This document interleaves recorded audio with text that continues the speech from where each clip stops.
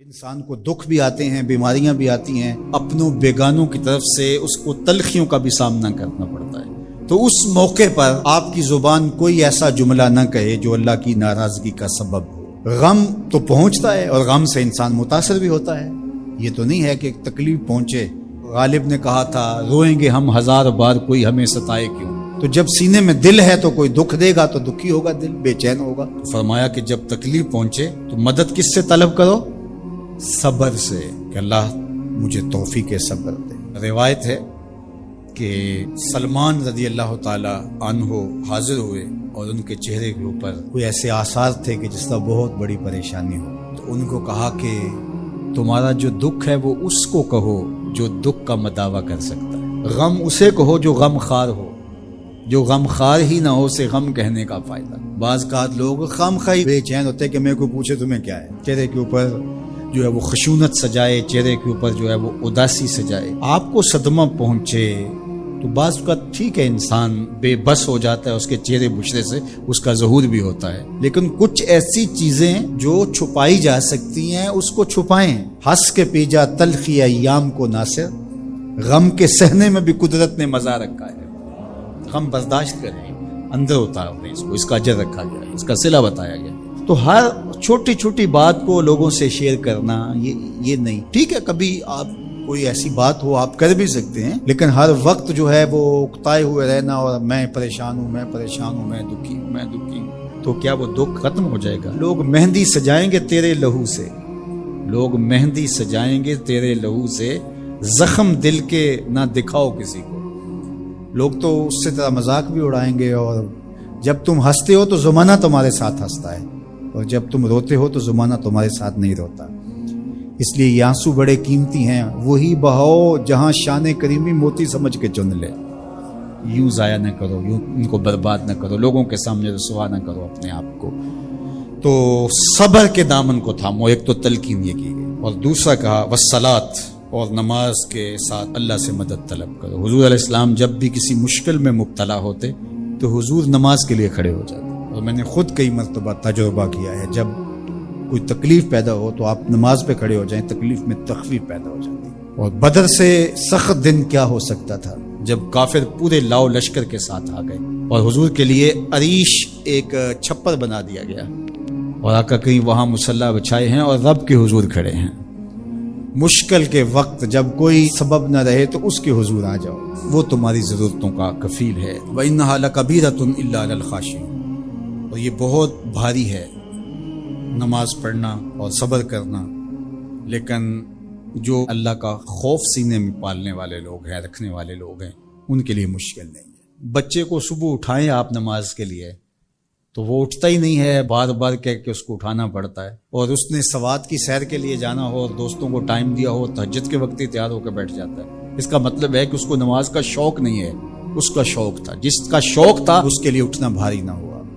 میرے والد گرامی سے کسی نے کہا جی جاگ نہیں آتی، تو فرمانے لگے صبح منڈی جانا ہو تو جاگ آ جاتی ہے، کچہریوں میں تاریخ ہو تو یاد آ جاتی ہے۔ منڈی جانا یہ تمہاری بدنی ضرورت ہے بچوں کے پالنے کے لیے، اپنی ضرورت کے لیے۔ کچہریوں میں جانا خوف ہے، نہ گیا تو میرے خلاف فیصلہ ہو سکتا ہے، تو تمہیں نہ امید ہے اللہ سے اور نہ اس کا خوف ہے، تو پھر کیسے جاگ آئے؟ اور کسی نے کہا کہ حضور نماز پڑھنا چاہتا ہوں، جاگ نہیں آتی۔ اللہ اکبر، کہنے لگے ارادہ اگر پکا ہو تو نیند نہیں آتی، بار بار اٹھ کے ٹائم دیکھتے ہیں وقت تو نہ گزر جائے۔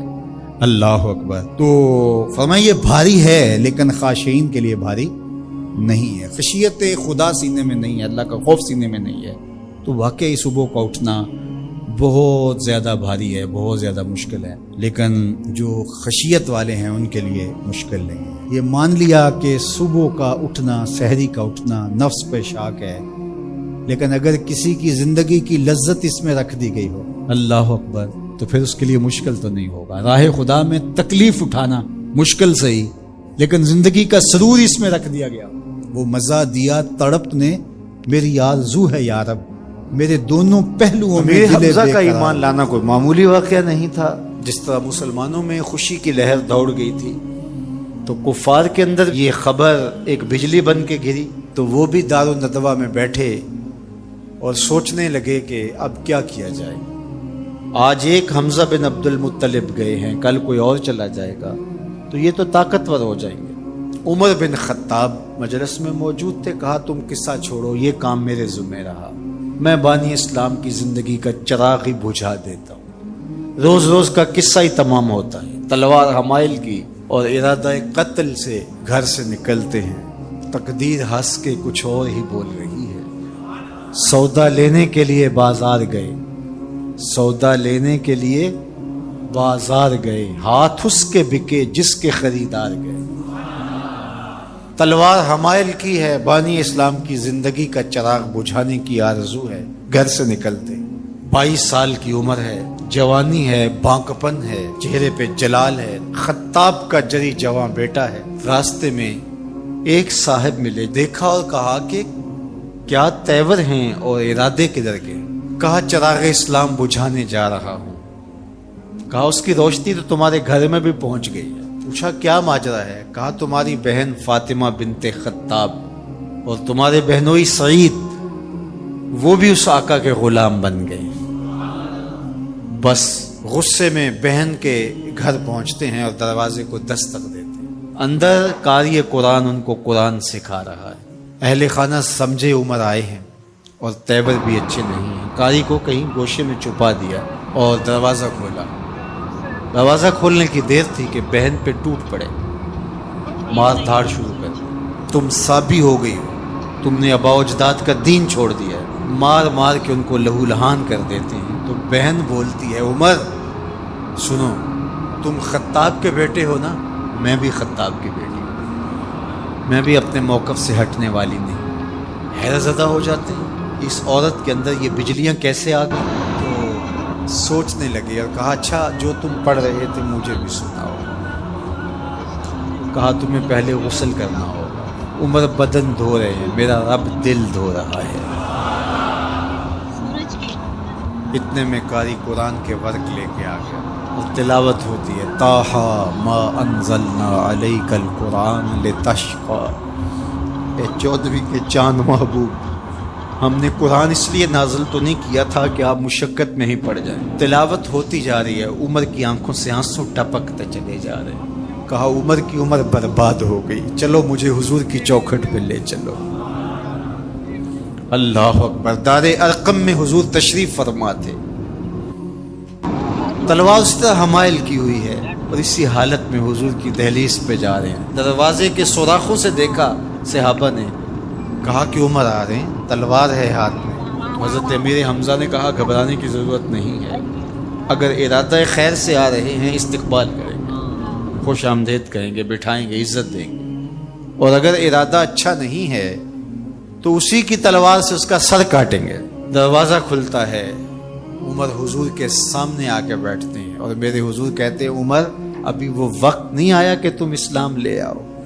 اور یہی وقت تھا عمر کے اسلام لانے کا. حضرت عمر کلمہ پڑھتے ہیں اشہد ان لا الہ الا اللہ وحدہ لا شریک لہ واشہد ان محمدا عبدہ ورسولہ.